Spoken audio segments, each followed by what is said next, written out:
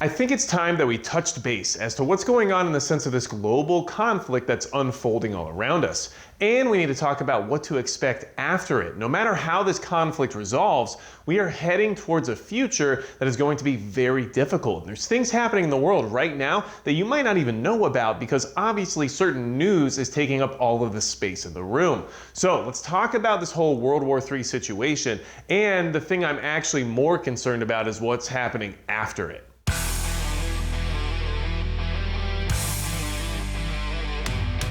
Hey everybody, it's Magic Prepper. Today we're talking about World War III, global conflict stuff that we just need to touch base on in the sense of what's happening in the world, and then we really need to focus on what comes next. Because honestly, there's some things happening right now in other parts of the world that aren't being reported on heavily that show us where we could be heading as a society globally at this point in time. And this is going to be a very difficult time for us no matter how this conflict unfolds. And if you're preparing for the idea of this World War III situation to spiral out of control, or if you're just preparing for the aftermath of this conflict, then hit the subscribe button below, because honestly, either way, we're going to find ourselves in some very difficult positions here very, very soon. Now, as a quick update and to touch base on this whole global conflict situation.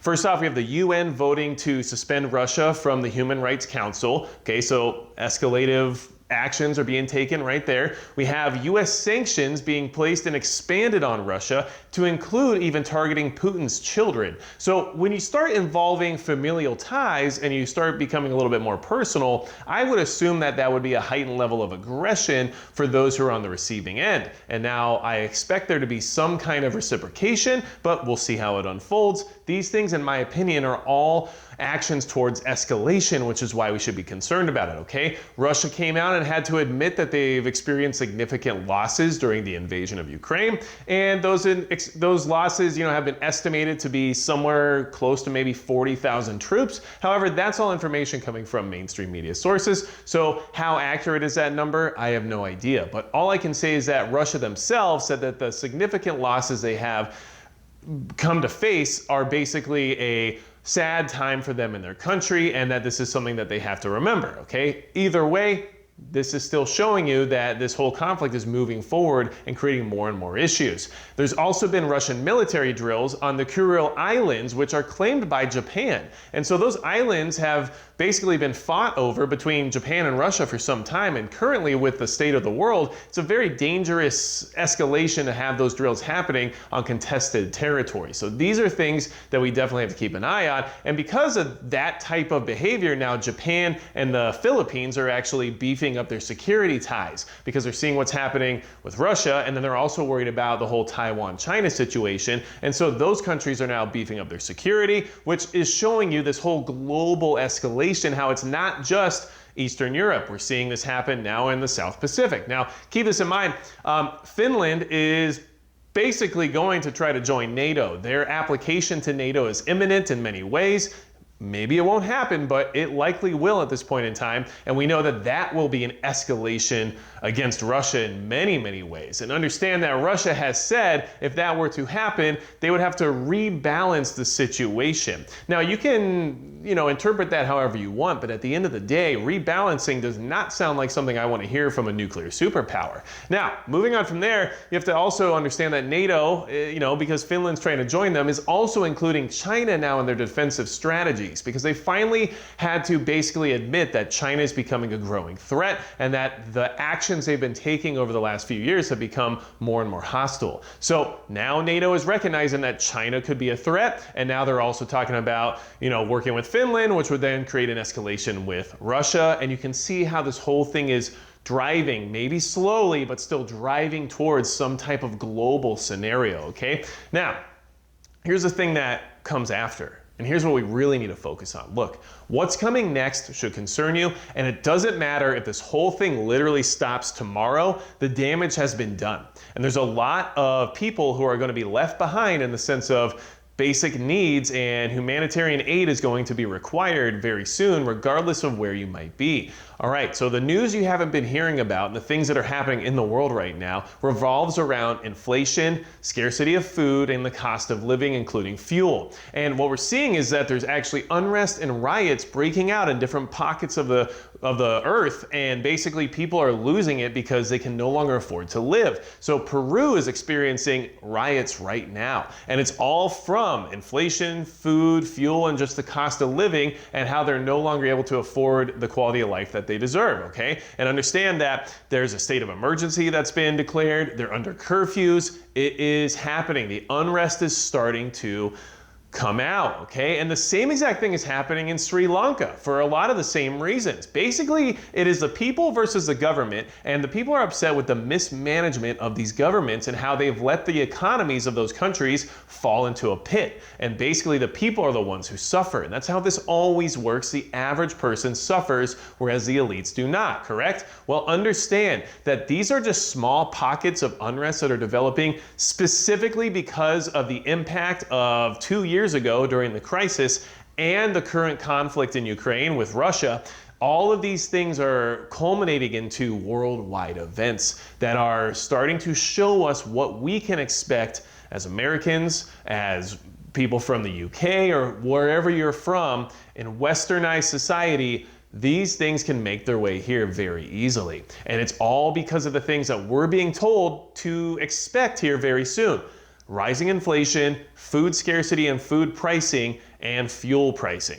Okay, so keep that in mind. Now, John Rosen, who is an economics professor, recently had an interview with the Washington Times, and one of the things he said, which I thought was very insightful, is that there's an awful lot of evidence to show that most revolutions start with bread riots. And there's a lot of indicators there for that exact scenario to occur, at least in other parts of the world, if not at any part of the world at some point here soon in the future. Keep in mind that when people are starving and they get desperate, eventually something has to give. And that's what we're seeing happen in Peru, that's what we're seeing happen in Sri Lanka, and we're gonna see this happen more and more throughout the rest of the planet. And this should definitely be your biggest concern, because mass unrest, especially because of desperation, becomes very dangerous very fast. And there's a balance that has to be weighed out between the authority maintaining control and the people getting what they expect, and who's going to win that tug of war, and what happens during that process that could become very dangerous for people like you and I.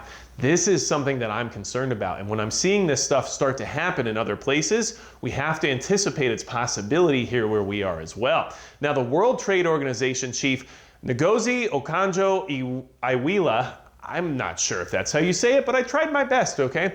Basically said it is a natural reaction to keep what you have. And what she was referring to is the fact that she's concerned and trying to prioritize keeping countries from hoarding, okay? She's worried that countries are gonna start setting up trade barriers, and they're gonna start hoarding supplies and food within their own borders because of the scarcities that are on their way, because of inflation, and because of the drowning world economy that we're currently witnessing right now. She knows that food is the key to stability. And this stability is going away as soon as no one can afford to eat, and as soon as no one can afford to work. Because guess what? If you can't pay your bills or eat anyway, what's the point of going to work?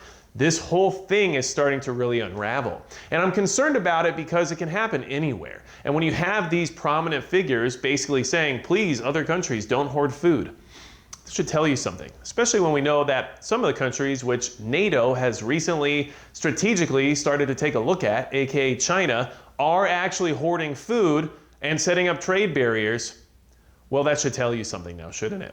We are on a difficult path. This conflict could bring direct, impactful challenges to both you and I, and it could be a very dangerous type of challenge that we're facing. Of course, when nuclear superpowers get involved with conflict, things can become very volatile very quickly. But even if the conflict itself doesn't actually impact us directly, the effects of it, as well as the effects of the last 2 years of an artificially inflated global economy that had no real way to recover from what has happened, and the decisions that were made by those who are in power, well, that's all starting to unfold finally with these food riots, with these inflation riots, and with these fuel riots that we're starting to see spring up in other parts of the world. So this should be your expectation. We have to take the information we have, apply it to what we have seen before, and then apply that to our personal preparedness regardless of where we're located.